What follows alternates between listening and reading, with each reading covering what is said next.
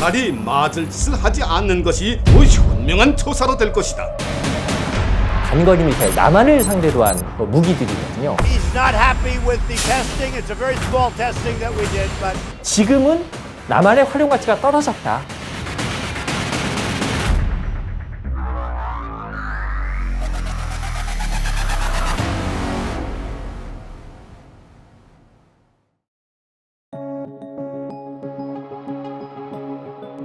외무성 미국 국장이라는 사람 명의로 담화가 나왔는데 거의 남한에 대해서 무시, 비아냥, 거의 조롱조의 이 담화를 내놨습니다.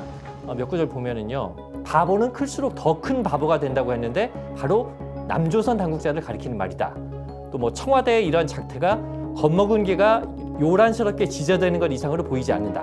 남한이 이 정도로 바닥이라는 게 안타깝다. 이런 정도로 막말을 했어요. 일단은 기분이 굉장히 나쁘죠. 비난의 강도를 치자면 막말을 쓰기로 하면 북한보다 더한 나라는 세계상에 없을 겁니다. 근데 이제 중요한 건 문재인 정부가 들어서고 나서 적어도 작년에 평창올림픽 이후로 협상 국면이 지속되면서는 굉장히 관계가 괜찮았었잖아요. 남북 정상회담도 수차례 열렸고, 그렇기 때문에 이 문재인 정부 하에서도 이런 담화를 냈다라는 점이 굉장히 특이한 것이죠. 근데 그럼 북한이 왜 이렇게까지 기분 나쁠 정도로 막말을 하겠느냐라고 본다라면 그 담화를 낸 주체를 보면 외무성 미국 국장 명의입니다. 그러니까 그 담화의 수준이 아주 그렇게 높은 수준은 아니에요. 그리고 그 비난의 담화를 대내 매체인 노동신문 같은 데에서는 공개하지 않았다고 합니다. 그럼 왜 그런 거냐라고 생각을 해보자라면 일단 북한이 이렇게 남한과 대화하지 않겠다, 남한과 같이 하지 않겠다는 메시지는 분명히 주긴 줬지만 일단 남북 관계를 완전히 파탄내는 정도까지는 생각하고 있지 않은 것 같아요. 그러니까 지금 어쨌든 남북 간에 별로 되는 건 없지만 개성에서 남북 공동연락사무소가 있어서 우리 당국자들이 상주를 하고 아주 기본적인 소통은 되고 있거든요. 그러니까 북한 입장에서도 일단 개성 연락사무소 수준의 소통은 계속하겠다. 딱 그 정도 수준의 남북관계는 유지하고 가겠다라는 생각은 있는 것 같고, 다만 정말 지구 국면에서 중요한 어떤 비핵화 협상이라든가 남북관계 개선이라든가 이런 쪽에 대해서는 당분간 생각이 없다, 이런 메시지로 보였습니다. 적나라하게 말씀을 드리자면 남한의 활용 가치가 더 이상 없다, 이런 생각이라고 볼 수가 있습니다. 그러니까 작년에 북미 정상회담이 이루어지는 과정에서는 중재자 역할도 했었고, 그래서 남한의 도움을 많이 받아서 북미 정상회담을 했었는데 지금은 남한의 활용 가치가 떨어졌다, 필요 없으니까 뭐 버린다, 거의 이런 느낌으로 볼 수가 있는 국면인 것 같습니다. 근데 지금 시점에서 미국을 비난하기는 좀 힘든 면이 있어요. 왜냐? 곧 북미 실무 협상을 할 생각이거든요. 김정은 위원장이 트럼프 대통령에게 친서를 보내서 한미 군사훈련이 끝나면 협상을 하겠다라고 한 상황이기 때문에 지금 상황에서 미국을 비난하기는 어렵고, 그러니까 남한만 표적으로 삼아서 지금 비난을 집중하고 있다, 이렇게 볼 수 있는 측면이 있습니다. 북한이 최근에 집중적으로 발사하고 있는 단거리 발사체는요, 지금까지 나온 건 이제 크게 세 종류입니다. 북한판 이스칸데르급 미사일이라는 게 있고, 신형 대구경 방사포, 그리고 또 신형 지대지 전술 미사일이 나왔습니다. 모두 다 신형 무기거든요. 이제 북한 입장에서는 그동안 협상 국면에서 제대로 이제 신무기가 개발돼서도 시험하고 실전 배치할 기회가 없었던 거죠. 근데 그 명분이 있어야 되잖아요. 협상 국면에서는 이제 이런 발사를 하기가 그러니까. 그래서 그 명분으로 들고 나온 게 한미 군사훈련인 것이고, 계기로 해서 그동안 개발해온 무기들을 시험하면서 군수공업자들이라든가 대내적으로 군부 쪽에 좀 사기를 북돋을 필요, 이런 정치적인 필요가 있을 것 같고, 북한이 그동안 미국으로부터의 안보 위협 때문에 핵무기를 개발한다, 이렇게 얘기를 해왔단 말이죠. 근데 핵무기를 포기한다라고 하면 미국으로부터 안보 위협을 상쇄시킬 수 있는 다른 걸 개발을 해야 될 텐데, 북한이 최근 지금 계속 발사하고 있는 거는 주로 단거리 미사일, 남한을 상대로 한 무기들이거든요. 근데 핵무기를 포기하는 대가로 남한을 상대하는 무기들을 개발해서 그 위협을 상쇄한다라는 건 좀 이 아구가 안 맞지 않습니까? 그래서 저는 지금 최근 개발해서 선보이는 무기들이 핵무기의 대체용이라고 보기는 좀 어려운 것 같고, 북한이 그동안 개발해왔던 무기들을 꾸준히 갈고 닦아서 실전 배치가 되는 차원이다. 그리고 지금 최근에 북한이 공개한 단거리 무기들뿐만 아니라 그동안 외신 보도나 여러 가지 보면 핵무기 관련 어떤 시설이라든가 그런 장비나 이런 것들도 북한이 꾸준히 지금 개발을 해 가고 있다는 거잖아요. 그러니까 북한은 작년부터 계속된 협상 국면과는 별개로 자기들의 갈 길은 꾸준히 가겠다라는 노선에서 여전히 변하지 않고 있다 이렇게 봐야 될 것 같습니다. 북한이 원하는 협상판이 마련되지 않을 경우에는 계속 북한이 얘기해오던 대로 새로운 길을 갈 수 있는 준비.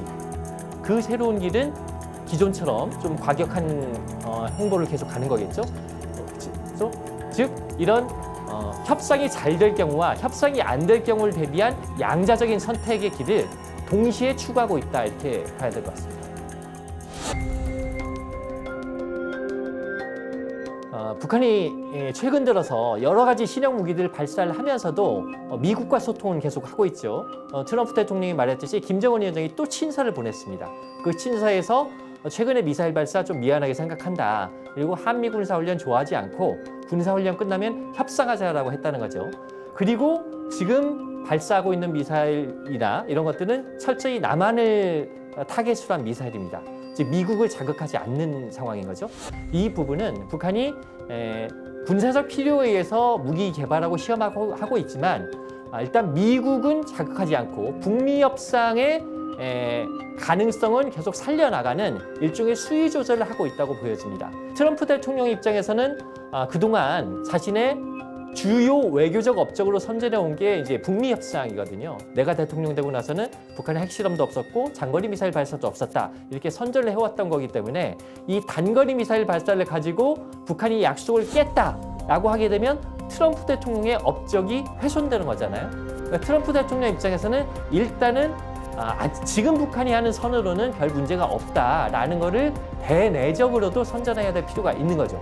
그래서 북한을 좀 다독여서 일단은 다음 협상을 끌어서 대선 전에 북미 협상에서 좀 추가적인 성과를 내고 싶다. 이런 정치적인 수요가 작용을 하는 것 같습니다. 트럼프 대통령이 김정은 위원장 친서 얘기를 하면서 한미훈련에 대해서 김정은 위원장이 불만을 표시했고 나도 그 한미훈련이 마음에 들지 않는다. 돈이 많이 든다 이렇게 얘기를 했어요.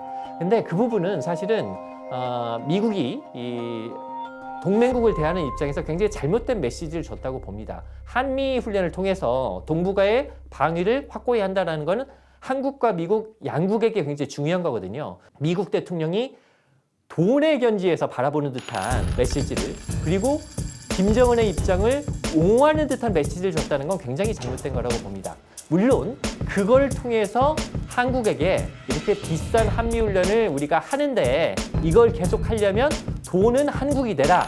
이걸 압박하려는 측면이 분명히 있었겠죠. 그렇지만 어쨌든 트럼프 대통령이 동맹보다 북한을 옹호하는 듯한 메시지를 낸 거, 그 부분은 미국 대통령으로서 하지 말아야 될 좀 메시지를 준 거라고 봅니다.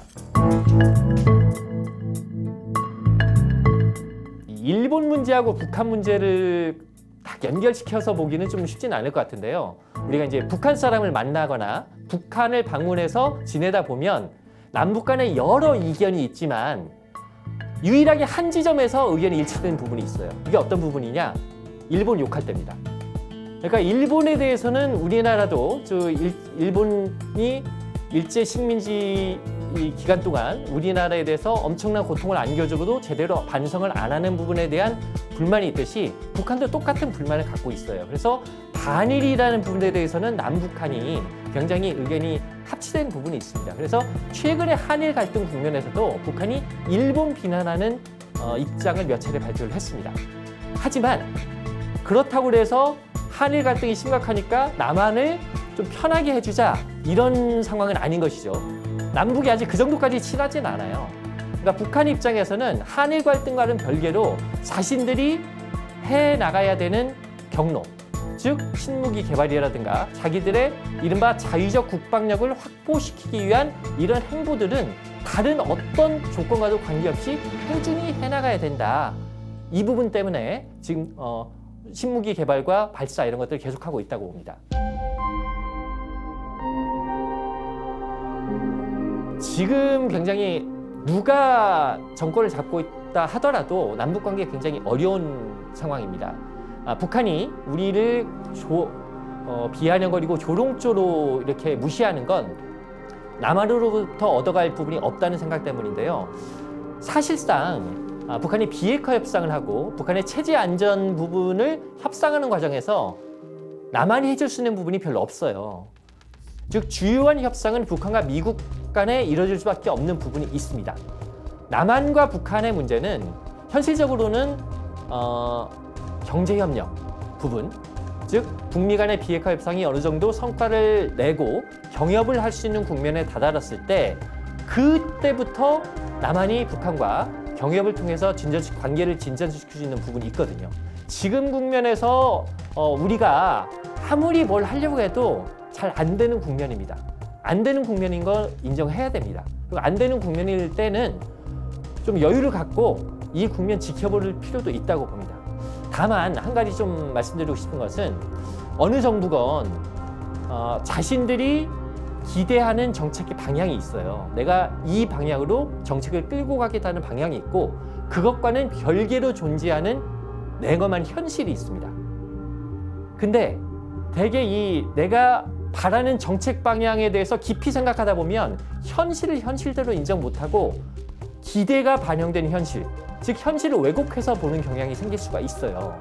그렇게 되면은 이 지금의 냉엄한 현실에서 어떻게 대처해야 될지의 방향이 잘못 나올 수가 있거든요.